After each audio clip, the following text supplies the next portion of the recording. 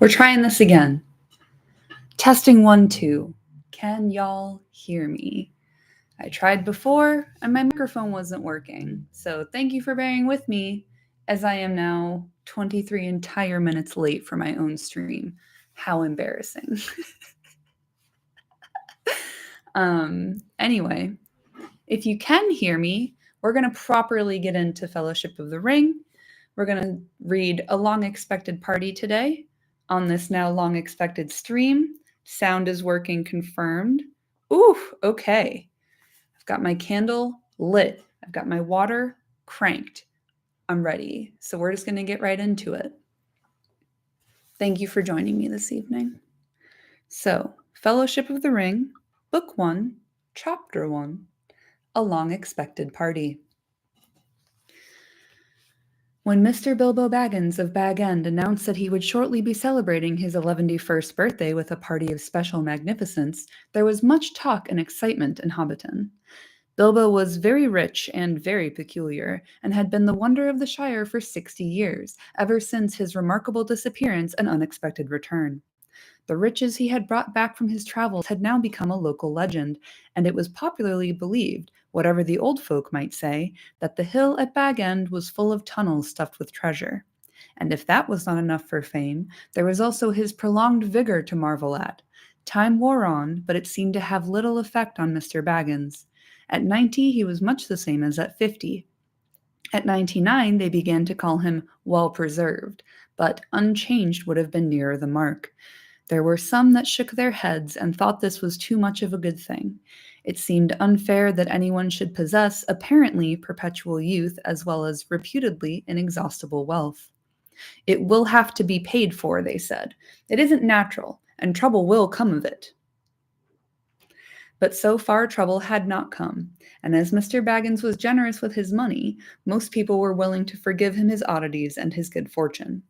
He remained on visiting terms with his relatives, except, of course, the Sackville Bagginses, and he had many devoted admirers among the hobbits of poor and unimportant families. But he had no close friends until some of his younger cousins began to grow up. The eldest of these, and Bilbo's favorite, was young Frodo Baggins. When Bilbo was 99, he adopted Frodo as his heir and brought him to live at Bag End, and the hopes of the Sackville Bagginses were finally dashed. Bilbo and Frodo happened to have the same birthday, September 22nd. "You had better come and live here, Frodo, my lad," said Bilbo one day, "and then we can celebrate our birthday parties comfortably together." At that time, Frodo was still in his tweens, as the hobbits called the irresponsible 20s between childhood and coming of age at 33. 12 more years passed. Each year, the Bagginses had given very lively combined birthday parties at Bag End, but now it was understood that something quite exceptional was being planned for that autumn. Bilbo was going to be 111, a rather curious number, and a very respectable age for a hobbit. The old Took himself had only reached 130. And Frodo was going to be 33, an important number, the date of his coming of age. Tongues began to wag in Hobbiton and Bywater, and rumor of the coming event traveled all over the Shire. The history and character of Mr. Bilbo Baggins became once again the chief topic of conversation, and the older folk suddenly found their reminiscences in welcome demand.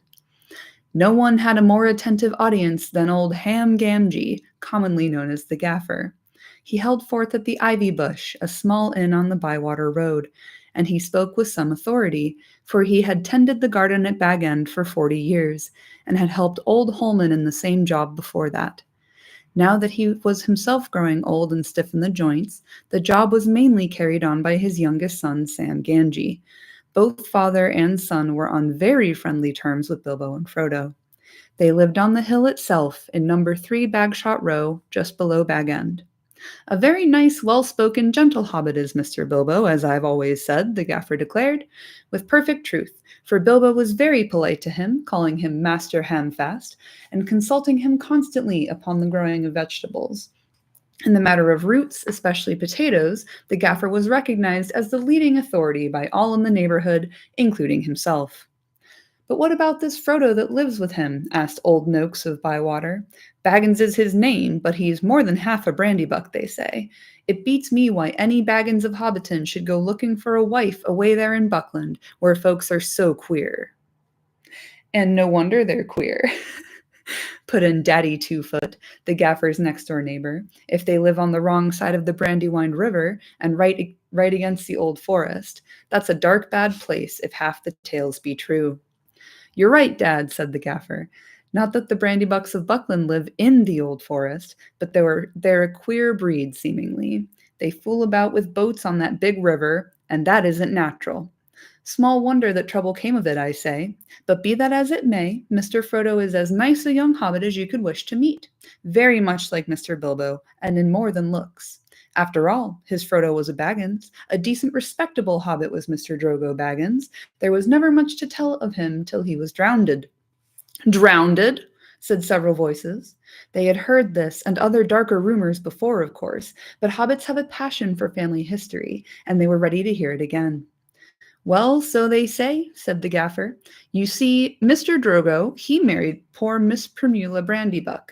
She was our Mr. Bilbo's first cousin on the mother's side, her mother being the youngest of the old Duke's daughters, and Mr. Drogo was his second cousin. So Mr. Frodo is his first and second cousin, once removed either way, as the saying is, if you follow me, which I don't. And Mr. Drogo was staying at Brandy Hall with his father-in-law, old Master Gorbadoc, and he often did after his marriage, him being partial to his victuals, and old Gorbadoc keeping a mighty generous table, and he went out boating on the Brandywine River, and he and his wife were drowned, and poor Mr. Frodo only a child and all. I've heard they went on the water after dinner in the moonlight, said old Noakes, and it was Drogo's way to sunk the boat. And I heard she pushed him in, and he pulled her in after him, said Sandyman, the Hobbiton miller. You shouldn't listen to all you hear, Sandyman, said the gaffer, who did not much like the miller. There ain't no call to go talking of pushing and pulling. Boats are quite tricky enough for those that sit still without looking further for the cause of trouble. Anyway, there was this Mr. Frodo left an orphan and stranded, as you might say, among those queer Bucklanders, being brought up anyhow in Brandy Hall. A regular warren, by all accounts. Old Master Gorbadoc never had fewer than a couple of 100 relations in the place. Mr. Bilbo never did a kinder deed than when he brought the lad back to live among decent folk. But I reckon it was a nasty shock for those Sackville Bagginses. They thought they were going to get Bag End that time when he went off and was thought to be dead. And then he comes back and orders them off, and he goes on living and never looking a day older, bless him. And suddenly he produces an heir and has all the papers made out proper. The Sackville Bagginses won't never see the inside of Bag End now, or it is to be hoped not. There's a tidy bit of money tucked away up there, I hear tell, said a stranger, a visitor on business from Micheldelving in the West Farthing. All the top of your hill is full of tunnels packed with chests of gold and silver and jewels, from what I've heard. Then you've heard more than I can speak to, answered the gaffer. I know nothing about jewels. Mr. Bilbo is free with his money, and there seems no lack of it, but I know of no tunnel making. I saw Mr. Bilbo when he came back, a matter of 60 years ago when I was a lad. I'd not long come prentice to old Holman, him being my dad's cousin, but he had me up at Bag End, helping him to keep folks from trampling and trepassing all over the garden while the sale was on. And in the middle of it all, Mr. Bilbo comes up the hill with a pony and some mighty big bags and a couple of chests. I don't doubt they were mostly full of treasure he had picked up in foreign parts, where there would be mountains of gold, they say, but there wasn't enough to fill tunnels. But my lad Sam will know more about that. He's in and out of Bag End. Crazy about stories of the old days he is, and he listens to all Mr. Bilbo's tales. Mr. Bilbo has learned him his letters, meaning no harm, mark you, and I hope no harm will come of it. Elves and dragons, I says to him, cabbages and potatoes are better for me and you. Don't go getting mixed up in the business of your betters, or you'll land in trouble too big for you, I says to him. And I might say it to others, he added with a look at the stranger and the miller. But the gaffer did not convince his audience. The legend of Bilbo's wealth was now too firmly fixed in the minds of the younger generation of hobbits. Ah, but he has likely enough been adding to what he brought at first, argued the miller, voicing common opinion. He's often away from home, and look at the outlandish folk that visit him, dwarves coming at night, and that old wandering conjurer Gandalf and all. You can say what you like, Gaffer, but Bag End's a queer place, and its folk are queerer. And you can say what you like about what you know more of than you do of boating, Mr. Sandyman, retorted the Gaffer, disliking the miller even more than usual. If that's being queer, then we could do with a bit more queerness in these parts. There's some not far away that wouldn't offer a pint of beer to a friend if they lived in a hole with golden walls. But they do things proper at Bag End. Our Sam says that everyone's going to be invited to the party, and there's going to be presents, mark you, presents for all, this very month as is.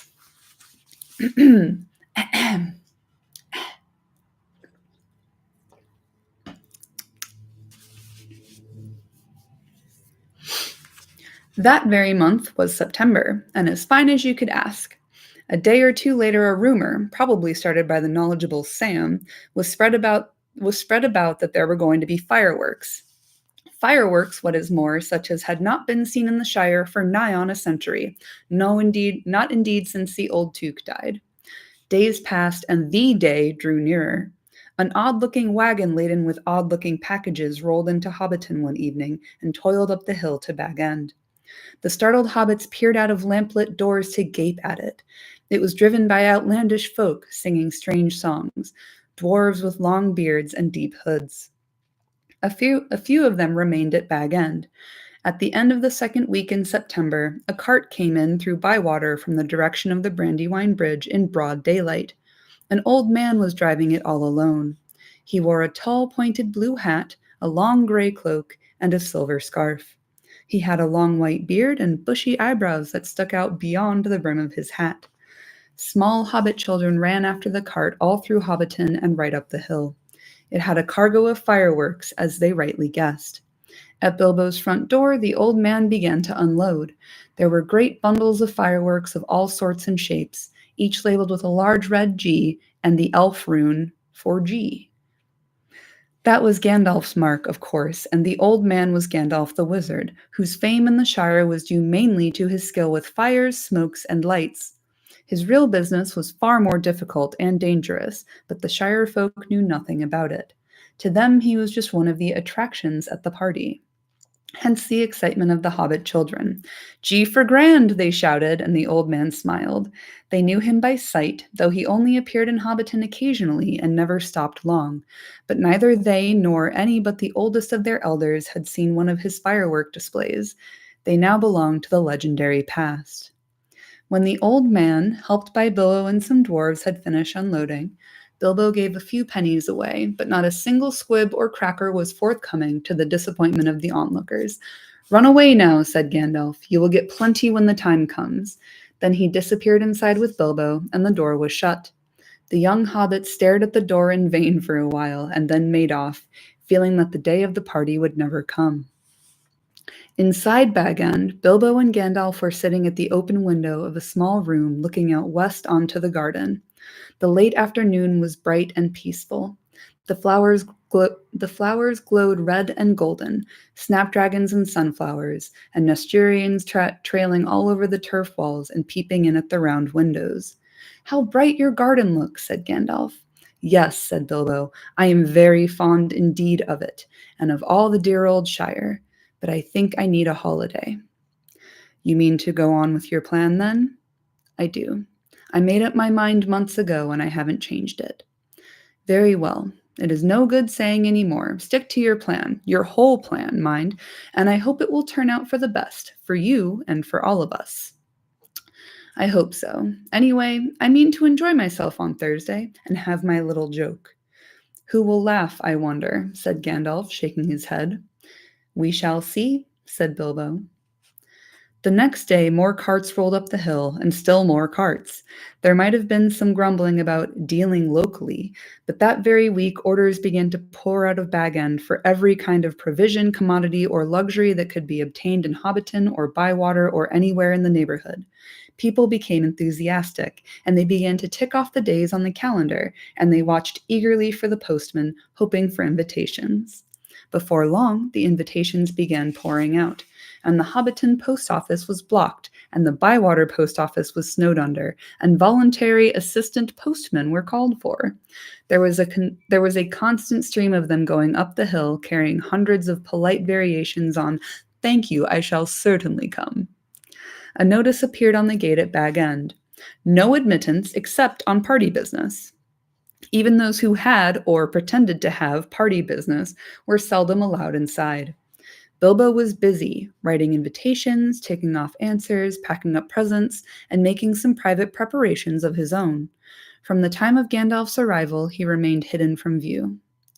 One morning, the hobbits woke to find the large field south of Bilbo's front door covered with ropes and poles for tents and pavilions. A special interest. A special entrance? A special entrance was cut into the bank leading to the road, and wide steps and a large white gate were built there. The three hobbit families of Bagshot Row, adjoining the field, were intensely interested and generally envied. Old Gaffer Gamgee stopped even pretending to work in his garden. The tents began to go up. There was a specially large pavilion, so big that the tree that grew in the field was right inside it, and stood proudly near one end, at the head of the chief table. Lanterns were hung on all its branches. More promising still, to the hobbit's mind, an enormous open-air kitchen was erected in the north corner of the field. A draught of cooks from every inn and eating house for miles around arrived to supplement the dwarves and other odd folk that were quartered at Bag End. Excitement rose to its height. Then the weather clouded over. That was on Wednesday, the eve of the party. Anxiety was intense. Then Thursday, September the 22nd, actually dawned. The sun got up, the clouds vanished, flags were unfurled, and the fun began. Bilbo Baggins called it a party, but it was really a variety of entertainments rolled into one. Practically everybody living near was invited. A very few were overlooked by accident, but as they turned up all the same, that did not matter. Many people from other parts of the Shire were also asked, and there were even a few from outside the borders. Bilbo met the guests and additions at the new White Gate in person. He gave away presents to all and sundry. The latter were those who went out again by a back way and came in again by the gate. Hobbits give presents to other people on their own birthdays.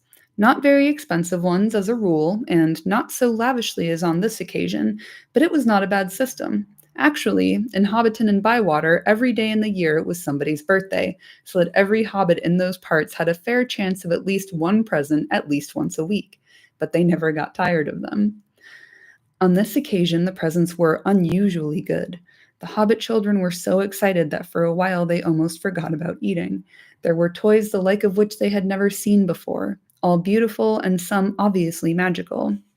Many of them had indeed been ordered a year before, and had come all the way from the mountain and from dale, and were of real dwarf make.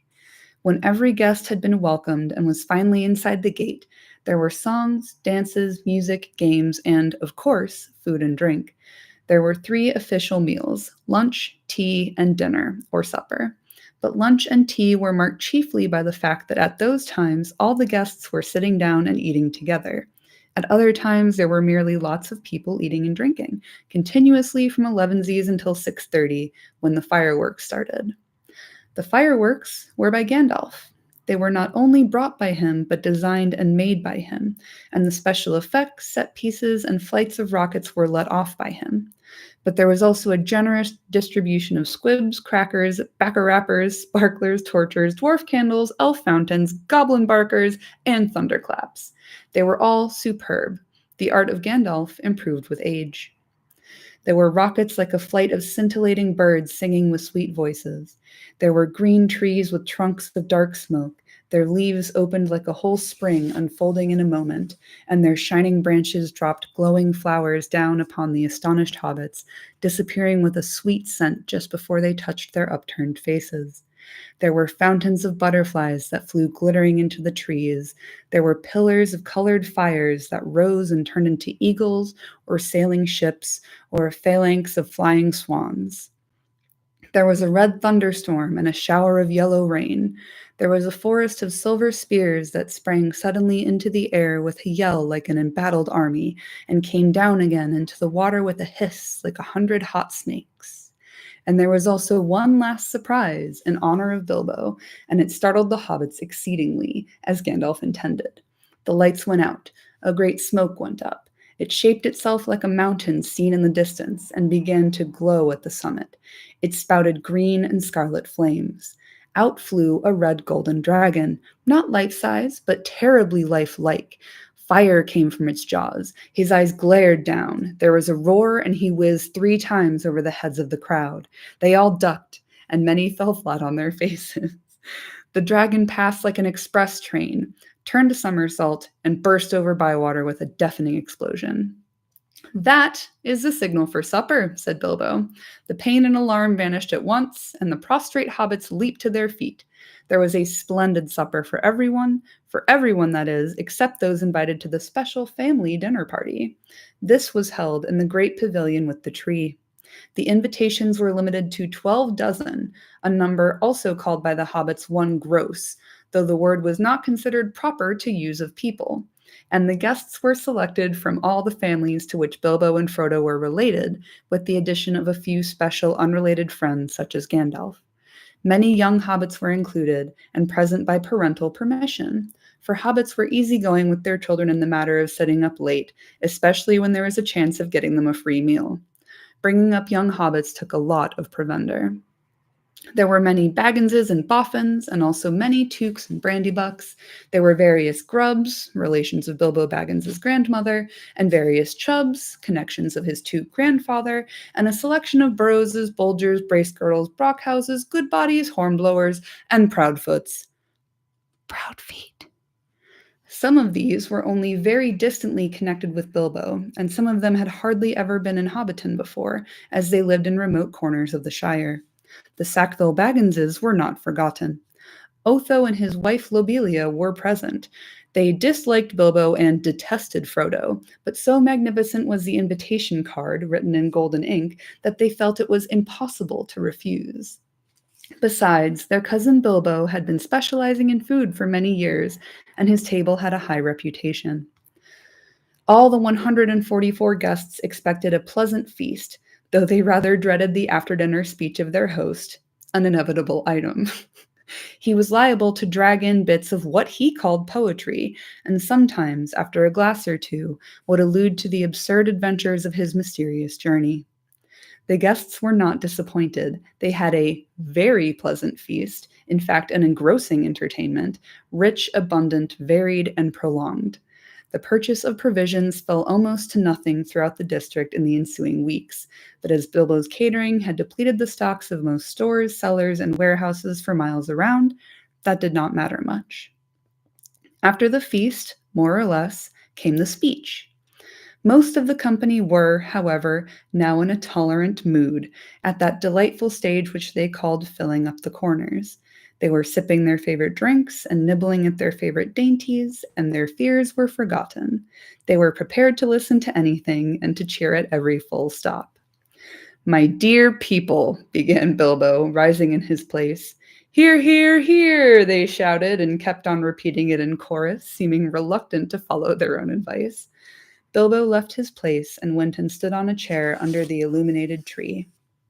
The light of the lanterns fell on his beaming face. The golden button shone on his embroidered silk waistcoat. They could all see him standing, waving one hand in the air. The other was in his trouser pocket.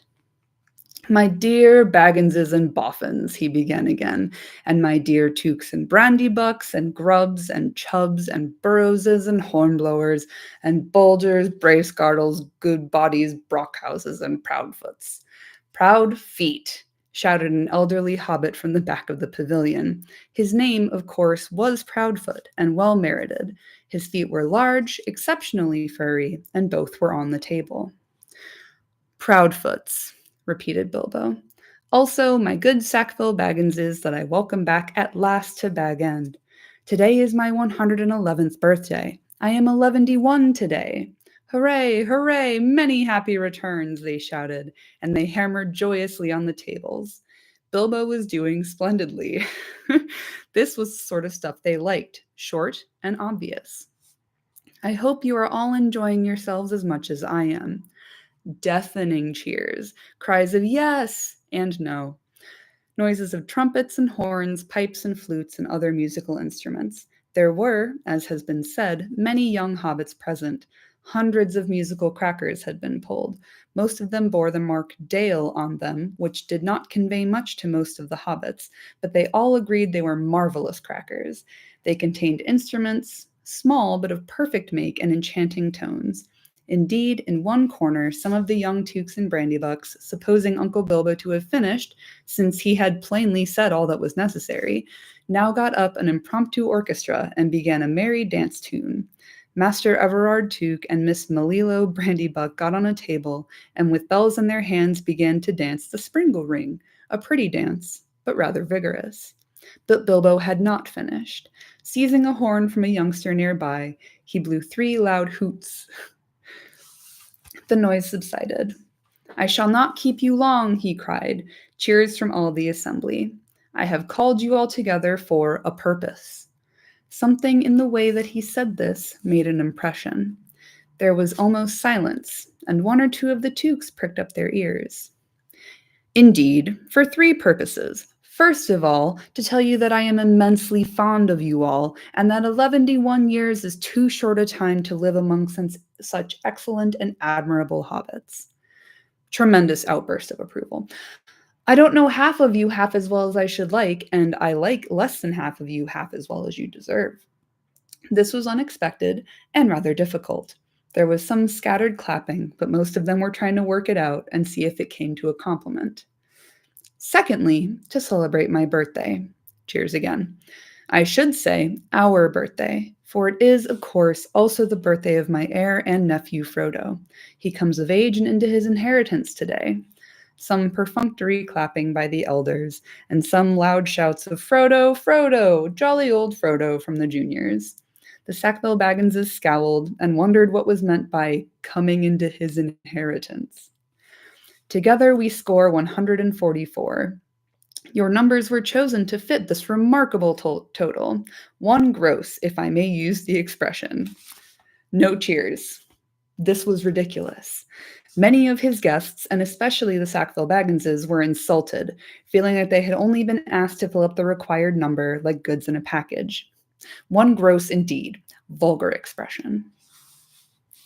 It is also, if I may be allowed to refer to ancient history, the anniversary of my arrival by barrel at Esgaroth on the Long Lake, though the fact that it was my birthday slipped my memory on that occasion. I was only 51 then, and birthdays did not seem so important.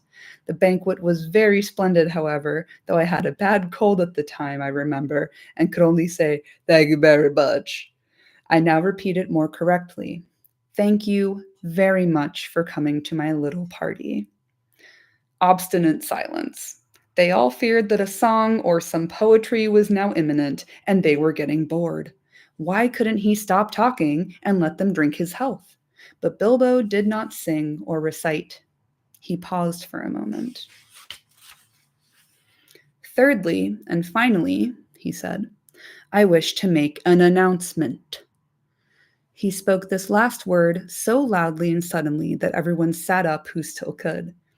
"I regret to announce that, though, as I said, 11 years is far too short a time to spend among you, this is the end. I am going. I am leaving now. Goodbye." He stepped down and vanished.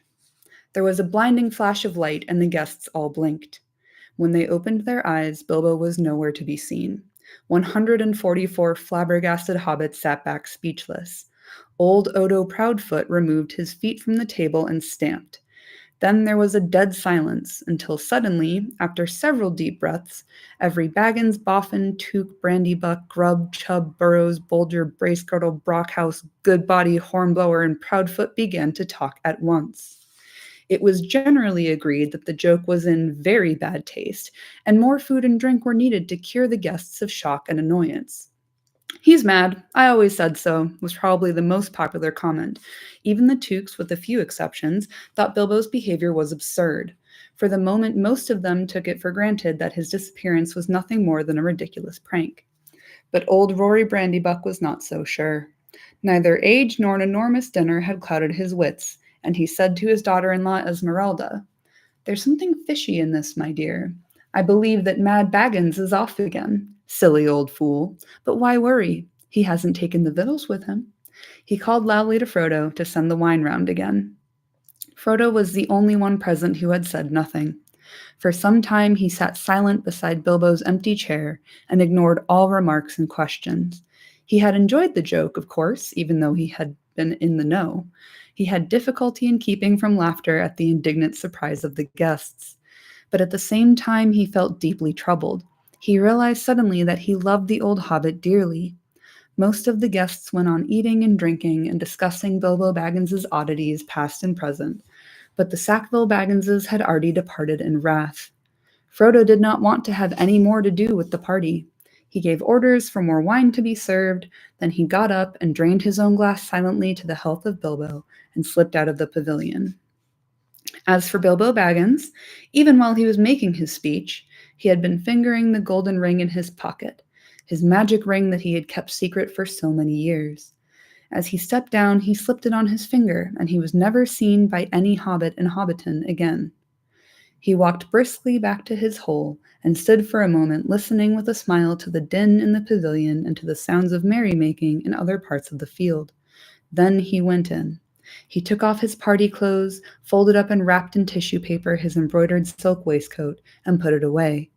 Then he put on quickly some old untidy garments and fastened round his waist a worn leather belt. On it he hung a short sword in a battered black leather scabbard. From a locked drawer, smelling of mothballs, he took out an old cloak and hood. They had been locked up as if they were very precious, but they were so patched and weather-stained that their original color could hardly be guessed. It might have been dark green. They were rather too large for him. He then went into his study, and from a large strong box took out a bundle wrapped in old cloths, and a leather-bound manuscript, and also a large bulky envelope. The book and bundle he stuffed into the top of a heavy bag that was standing there, already nearly full. Into the envelope he slipped his golden ring and its fine chain, and then he sealed it and addressed it to Frodo. At first he put it on the mantelpiece, but suddenly he removed it and stuck it in his pocket. At that moment the door opened, and Gandalf came quickly in. "Hello," said Bilbo. "I wondered if you would turn up." "I am glad to find you visible," replied the wizard, sitting down in a chair. "I wanted to catch you and have a few final words. I suppose you feel that everything has gone off splendidly and according to plan?" "Yes, I do," said Bilbo, "though that flash was surprising. It quite startled me, let alone the others. A little addition of your own, I suppose?" "It was. You have wisely kept that ring secret all these years, and it seemed to me necessary to give your guests something else that would seem to explain your sudden banishment."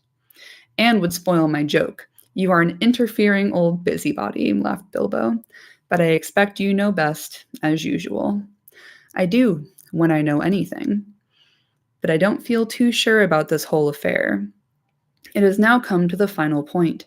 You've had your joke and alarmed or offended most of your relations and given the whole Shire something to talk about for 9 days, or 99 more likely. Are you going any further?" "Yes, I am. I feel I need a holiday, a very long holiday, as I've told you before. Probably a permanent holiday. I don't expect I shall return. In fact, I don't mean to, and I have made all arrangements. I am old, Gandalf. I don't look it, but I am beginning to feel it in my heart of hearts. Well preserved indeed," he snorted. "Why, I feel all thin, sort of stretched, if you know what I mean, like butter that's been scraped over too much bread. That can't be right. I need a change or something." Gandalf looked curiously and closely at him. "No, it does not seem right," he said thoughtfully. "No. After all, I believe your plan is probably the best." "Well, I've made up my mind, anyway. I want to see mountains again, Gandalf. Mountains. And then find somewhere where I can rest. In peace and quiet, without a lot of relatives prying around and a string of confounded visitors hanging on the bell. I might find somewhere where I can finish my book. I have thought of a nice ending for it." And he lived happily ever after to the end of his days. Gandalf laughed. "I hope he will, but nobody will read the book, however it ends."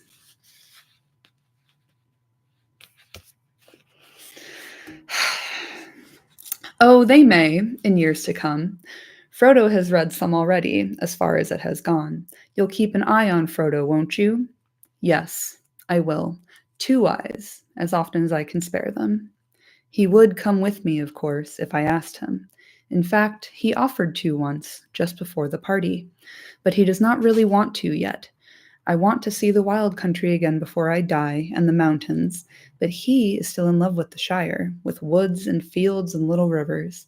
He ought to be comfortable here. I am leaving everything to him, of course, except a few oddments. I hope he will be happy when he gets used to being on his own. It's time he was his own master now. Everything? Said Gandalf. The ring as well? You agreed to that, you remember. Well, yes, I suppose so, stammered Bilbo. Where is it? In an envelope, if you must know, said Bilbo impatiently. There on the mantelpiece. Well, no. Here it is in my pocket. He hesitated. Isn't that odd now? He said softly to himself. Yet, after all, why not? Why shouldn't it stay there? Gandalf looked again very hard at Bilbo, and there was a gleam in his eyes. I think, Bilbo, he said quietly, I should leave it behind. Don't you want to? Well, yes, and no. Now it comes to it, I don't like parting with it at all, I may say, and I don't really see why I should. Why do you want me to? He asked, and a curious change came over his voice. It was sharp with suspicion and annoyance. You are always badgering me about my ring, but you have never bothered me about the other things that I got on my journey. No, but I had to badger you, said Gandalf. I wanted the truth. It was important. Magic rings are, well, magical, and they are rare and curious. I was professionally interested in your ring, you may say, and I still am. I should like to know where it is if you go wandering again, and I think you have had it quite long enough. You won't need it any more, Bilbo, unless I am quite mistaken. Bilbo flushed, and there was an angry light in his eyes. His kindly face grew hard. Why not? He cried. And what business is it of yours, anyway, to know what I do with my own things? It is my own. I found it. It came to me. Yes, yes, said Gandalf, but there is no need to get angry. If I am, it's your fault, said Bilbo. It is mine, I tell you. My own, my precious. Yes, my precious. The wizard's face remained grave and attentive, and only a flicker in his deep eyes showed that he was startled and indeed alarmed. It has been called that before, he said, but not by you. But I say it now, and why not? Even if Gollum said the same once, it's not his now, but mine, and I shall keep it, I say. Gandalf stood up. He spoke sternly. You will be a fool if you do, Bilbo, he said. You make that clearer with every word you say. It has got far too much hold on you. Let it go, and then you can go yourself and be free. I'll do as I choose and go as I please, said Bilbo obstinately. Now, now, my dear hobbit, said Gandalf, all your long life we've been friends, and you owe me something. Come, do as you promised. Give it up. Well, if you want my ring yourself, say so, cried Bilbo. But you won't get it. I won't give my precious away, I tell you. His hand strayed to the hilt of his small sword. Gandalf's eyes flashed. It will be my turn to get angry soon, he said. If you say that again, I shall. Then you will see Gandalf the Grey uncloaked. He took a step towards the hobbit, and he seemed to grow tall and menacing. His shadow filled the little room. Bilbo backed away to the wall, breathing hard, his hand clutching at his pocket. They stood for a while, facing one another, and the air of the room tingled. Gandalf's eyes remained bent on the hobbit. Slowly his hands relaxed, and he began to tremble. I don't know what has come over you, Gandalf, he said. You've never been like this before. What is it all about? It is mine, isn't it? I found it, and Gollum would have killed me if I hadn't kept it. I'm not a thief, whatever he said. I have never called you one, Gandalf answered, and I am not one either. I am not trying to rob you, but to help you. I wish you would trust me as you used. He turned away, and the shadow passed. He seemed to dwindle again to an old gray man, bent and troubled. Bilbo drew a hand over his eyes. I'm sorry, he said, but I felt so queer, and yet it would be a relief in a way not to be bothered with it anymore. It has been so growing on my mind lately. Sometimes I have felt like it was an eye looking at me. And I am always wanting to put it on and disappear, don't you know, or wondering if it is safe and pulling it out to make sure. I tried locking it up, but I found I couldn't rest without it in my pocket. I don't know why, and I don't seem able to make up my mind. Then trust mine, said Gandalf. It is quite made up. Go away and leave it behind. Stop possessing it. Give it to Frodo, and I will look after him. Bilbo stood for a moment, tense and undecided. Presently, he sighed. All right, he said with an effort. I will. Then he shrugged his shoulders and smiled rather ruefully. After all, that's what this party business was all about, really, to give away lots of birthday presents and somehow make it easier to give it away at the same time. It hasn't made it any easier in the end, but it would be a pity to waste all my preparations. It would quite spoil the joke. Indeed, it would take away the only point I ever saw in the affair, said Gandalf. Very well, said Bilbo. It goes to Frodo with all the rest. He drew a deep breath. And now I really must be starting, or somebody else will catch me. I have said goodbye, and I couldn't bear to do it all over again. He picked up his bag and moved to the door. You have still got the ring in your pocket, said the wizard. Well, so I have, cried Bilbo, and my will and all the other documents too. You'd better take it and deliver it for me. That will be safest. No, don't give the ring to me, said Gandalf. Put it on the mantelpiece. It will be safe enough there till Frodo comes. I shall wait for him. Bilbo took out the envelope, but just as he was about to set it by the clock, his hand jerked back, and the packet fell on the floor. Before he could pick it up, the wizard stooped and seized it and set it in its place. A spasm of anger passed swiftly over the hobbit's face again. Suddenly, it gave way to a look of relief and a laugh. Well, that's that, he said. Now I'm off. They went out into the hall. Bilbo chose his favorite stick from the stand, then he whistled. 3 dwarves came out of different rooms where they had been busy. Is everything ready? Asked Bilbo. Everything packed and labeled? Everything, they answered. Well, let's start then. He stepped out of the front door. It was a fine night, and the black sky was dotted with stars. He looked up, sniffing the air. What fun! What fun to be off again, off on the road with dwarves. This is what I have been really longing for years. Goodbye, he said, looking at his old home and bowing to the door. Goodbye, Gandalf. Goodbye for the present, Bilbo. Take care of yourself. You're old enough, and perhaps wise enough. Take care. I don't care. Don't you worry about me. I am as happy now as I have ever been, and that is saying a great deal. But the time has come. I am being swept off my feet at last, he added, and then, in a low voice, as if to himself, he sang softly in the dark. The road goes ever on and on, down from the door where it began. Now far ahead the road has gone, and I must follow if I can, pursuing it with eager feet until it joins some larger way, where many paths and errands meet, and whither then, I cannot say. He paused, silent for a moment. Then, without another word, he turned away from the lights and voices in the fields and tents, and followed by his 3 companions went round into his garden and trotted down the long sloping path. He jumped over a low place in the hedge at the bottom and took to the meadows, passing into the night like a rustle of wind in the grass. Gandalf remained for a while staring after him into the darkness. Goodbye, my dear Bilbo. Until our next meeting, he said softly, and went back indoors.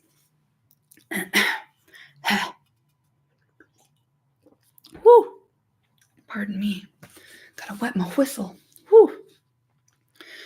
Frodo came in soon afterwards and found him sitting in the dark, deep in thought. Has he gone? He asked. Yes, answered Gandalf. He has gone at last. I hoped until this evening that it was only a joke, said Frodo. But I knew in my heart that he really meant to go. He always used to joke about serious things. I wish I had come back sooner, just to see him off. I think really he preferred slipping off quietly in the end, said Gandalf. Don't be too troubled. He'll be all right, now. He left a packet for you.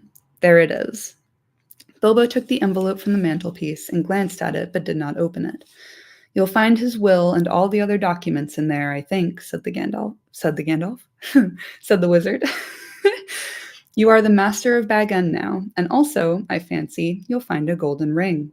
"The ring!" exclaimed Frodo. "Has he left me that? I wonder why. Still, it may be useful." "It may, and it may not," said Gandalf. "I should not make use of it if I were you, but keep it secret and keep it safe.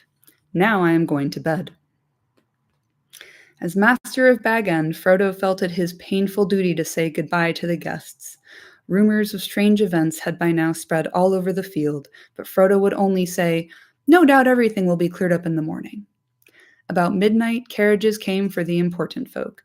One by one, they rolled away, filled with full but very unsatisfied hobbits. Gardeners came by arrangement and removed in wheelbarrows those that had inadvertently remained behind.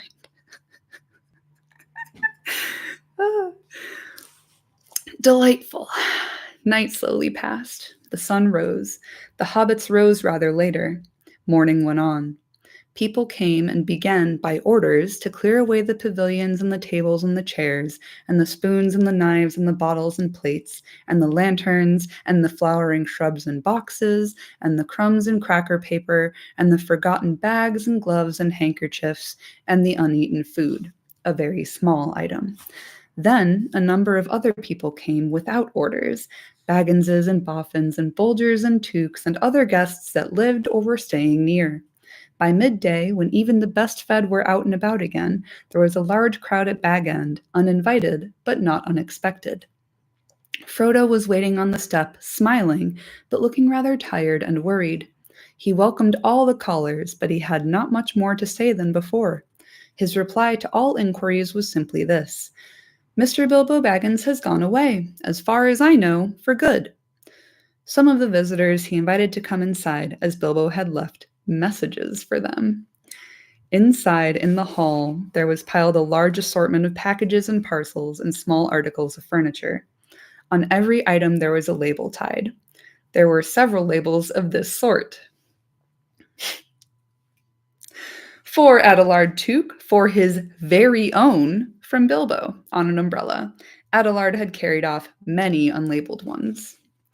For Dora Baggins, in memory of a long correspondence with love from Bilbo, on a large wastepaper basket.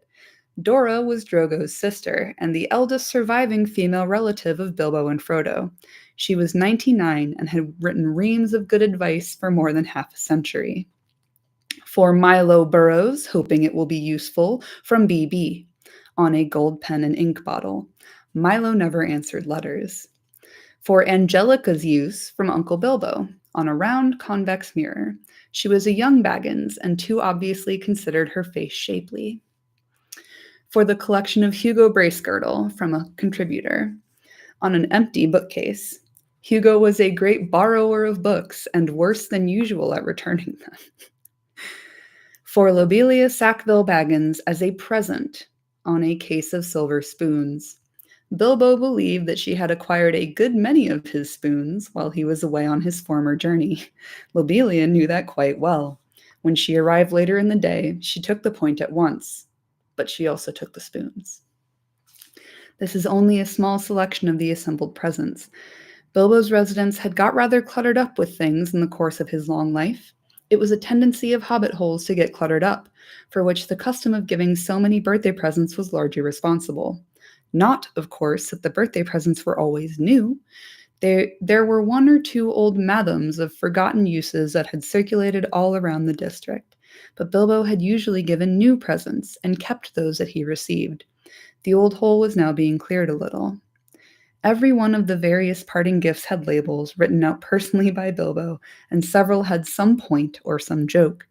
But, of course, most of the things were given where they would be wanted and welcome. The poorer hobbits, and especially those of Bagshot Row, did very well. Old Gaffer Gamgee got 2 sacks of potatoes, a new spade, a woolen waistcoat, and a bottle of ointment for creaking joints. Old Rory Brandybuck, in return for much hospitality, got a dozen bottles of Old Wynyards, a strong red wine from the South Farthing, and now quite mature, as it had been laid down by Bilbo's father. Rory quite forgave Bilbo and voted him a capital fellow after the first bottle. There was plenty of everything left for Frodo, and, of course, all the chief treasures, as well as the books, pictures, and more than enough furniture were left in his possession. There was, however, no sign nor mention of money or jewelry. Not a penny piece or a glass bead was given away. Frodo had a very trying time that afternoon. A false rumor that the whole household was being distributed free spread like wildfire, and before long the place was packed with people who had no business there but could not be kept out. Labels got torn off and mixed, and quarrels broke out. Some people tried to do swaps and deals in the hall, and others tried to make off with minor items not addressed to them or with anything that seemed unwanted or unwatched. The road to the gate was blocked with barrows and handcarts. In the middle of the commotion, the Sackville Bagginses arrived. Frodo had retired for a while and left his friend Merry Brandybuck to keep an eye on things. When Otho loudly demanded to see Frodo, Merry bowed politely. "He is indisposed," he said. "He's resting." "Hiding, you mean," said Lobelia. "Anyway, we want to see him, and we mean to see him. Just go and tell him so." Merry left them a long while in the hall, and they had time to discover their parting gift of spoons. It did not improve their tempers. Eventually, they were shown into the study. Frodo was sitting at a table with a lot of papers in front of him. He looked indisposed, to see Sackville Bagginses at any rate, and he stood up, fidgeting with something in his pocket. But he spoke quite politely. The Sackville Bagginses were rather offensive. They began by offering him bad bargain prices, as between friends, for various valuable and unlabeled things. When Frodo replied that only the things specially directed by Bilbo were being given away, they said the whole affair was very fishy. "Only one thing is clear to me," said Otho, "and that is that you are doing exceedingly well out of it. I insist on seeing the will." Otho would have been Bilbo's heir but for the adoption of Frodo. He read the will carefully and snorted. It was, unfortunately, very clear and correct, according to the legal customs of hobbits, which demand, among other things, 7 signatures of witnesses in red ink. "Foiled again," he said to his wife, "and after waiting 60 years. Spoons? Fiddlesticks!" He snapped his fingers under Frodo's nose and stumped off. But Lobelia was not so easily got rid of. A little later, Frodo came out of the study to see how things were going on, and found her still about the place, investigating nooks and corners and tapping the floors. He escorted her firmly off the premises, after he had relieved her of several small but rather valuable articles that had somehow fallen inside of her umbrella. Her face looked as if she was in the throes of thinking out a really crushing parting remark, but all she found to say, turning round on the step, was, "You'll live to regret it, young fellow. Why didn't you go too? You don't belong here. You're no Baggins. You're a Brandybuck." "Did you hear that, Mary? That was an insult, if you like," said Frodo as he shut the door on her. "It was a compliment," said Merry Brandybuck, "and so, of course, not true." Then they went round the hole and evicted 3 young hobbits, 2 boffins and a bolger, who were knocking holes in the walls of one of the cellars. Frodo also had a tussle with young Sancho Proudfoot, old Odo Proudfoot's grandson, who had begun an excavation in the larger pantry where he thought there was an echo. The legend of Bilbo's gold excited both curiosity and hope. For legendary gold, mysteriously obtained, if not positively ill-gotten, is, as everyone knows, anyone's for the finding, unless the search is interrupted. When he had overcome Sancho and pushed him out, Frodo collapsed on a chair in the hall. "It is time to close the shop, Mary," he said. "Lock the door and don't open it to anyone today, not even if they bring a battering ram." Then he went to revive himself with a belated cup of tea. He had hardly sat down when there came a soft knock at the front door. Lobelia again, most likely, he thought. She must have thought of something really nasty and come back again to say it. It can wait. He went on with his tea. The knock was repeated, much louder, but he took no notice. Suddenly, the wizard's head appeared at the window. "If you don't let me in, Frodo, I shall blow your door right down your hole and out through the hill," he said. uh, "My dear Gandalf, half a minute," cried Frodo, running out the room to the door. Come in, come in. I thought it was Lobelia." Then I forgive you, but I saw her some time ago driving a pony trap towards Bywater with a face that would have curdled new milk. She had already nearly curdled me. Honestly, I nearly tried on Bilbo's ring. I longed to disappear. Don't do that, said Gandalf, sitting down. Do be careful of that ring, Frodo. In fact, it is partly about that I have come to say a last word. Well, what about it? What do you know already? Only what Bilbo told me. I have heard his story, how he found it, and how he used it. On his journey, I mean. Which story, I wonder, said Gandalf. Oh, not what he told the dwarves and put in his book, said Frodo. He told me the true story soon after I came to live here. He said you had pestered him till he told you, so I had better know too.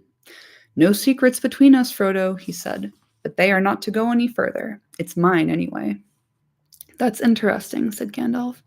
Well, what did you think of it all?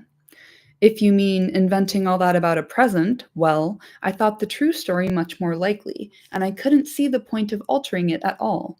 It was very unlike Bilbo to do so anyway, and I thought it rather odd. So did I.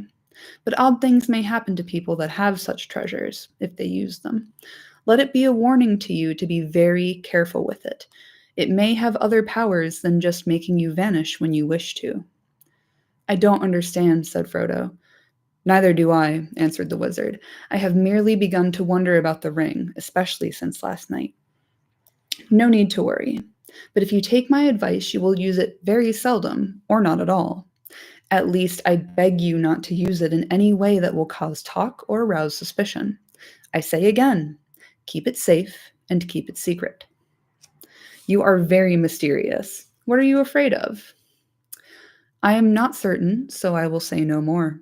I may be able to tell you something when I come back. I am going off at once, so this is goodbye for the present. He got up.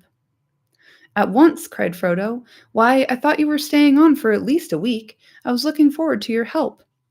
I did mean to, but I've had to change my mind. I may be away for a good while, but I'll come and see you again as soon as I can. Expect me when you see me. I shall slip in quietly. I shan't often be visiting the Shire openly again. I find that I've become rather unpopular. They say I am a nuisance and a disturber of the peace. Some people are actually accusing me of spiriting Bilbo away, or worse. If you want to know, there's supposed to be a plot between you and me to get hold of his wealth. Some people, exclaimed Frodo. You mean Otho and Lobelia? How abominable. I would give them Bag End and everything else if I could get Bilbo back and go off tramping in the country with him. I love the Shire, but I begin to wish, somehow, that I had gone too. I wonder if I shall ever see him again. So do I, said Gandalf, and I wonder many other things. Goodbye now. Take care of yourself. Look out for me, especially at unlikely times. Goodbye. Frodo saw him to the door. He gave a final wave of his hand and walked off at a surprising pace, but Frodo thought the old wizard looked unusually bent, almost as if he was carrying a great weight. The evening was closing in, and his cloaked figure quickly vanished into the twilight. Frodo did not see him again for a long time. And that's the end of chapter 1. Yeah, oh boy. I'm not going to provide too much commentary here because it's a massive chapter and we'll be here all night. But I just have to say, Bilbo is the one who taught me how to read in terms of the tags he put on all the gifts for everyone.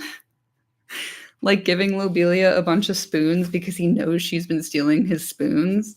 Giving a really nice gold ink pen and a pot of ink to a dude who never answers letters, and giving a bookcase to a guy who always borrows books but never returns them is just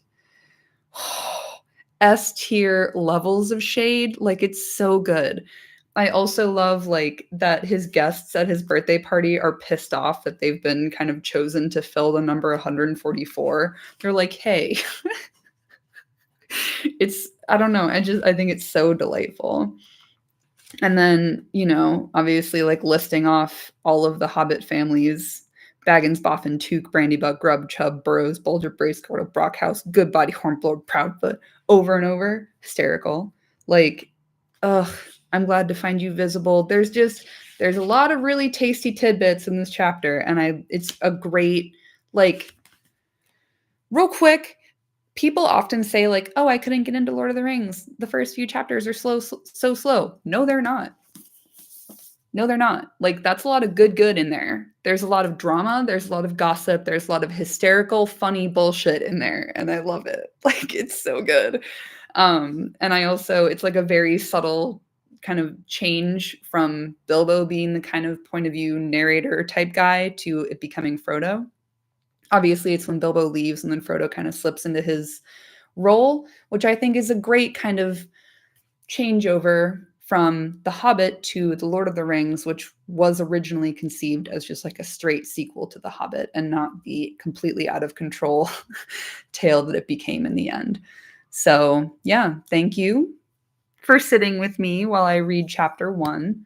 I apologize for being late to my own stream. I was having microphone issues, technical problems. Your girl couldn't figure it out today, but I'm glad we got there in the end. And I will be back next week for chapter 2. I will post again on my channel about when it's going to be happening. And yeah, I'd love to hear your feedback. I'd love to hear your comments. One other thing, I don't sing. I don't know how to sing. I've learned to play several musical instruments because I can't sing. So I will not be singing the songs. I will be reciting them as poetry. Okay? So sorry. I'm not sorry at all. I'm doing you a favor. Oh, I'm sorry you were ill this week, but thank you for sitting and chilling with me. I really wish I had a fireplace in here. I feel like that would really just amp up the ambiance. But I have a candle. That's the best we're going to get. So have a wonderful week. I'll see you again next time. And take care of yourself. It's cold out there. See you soon.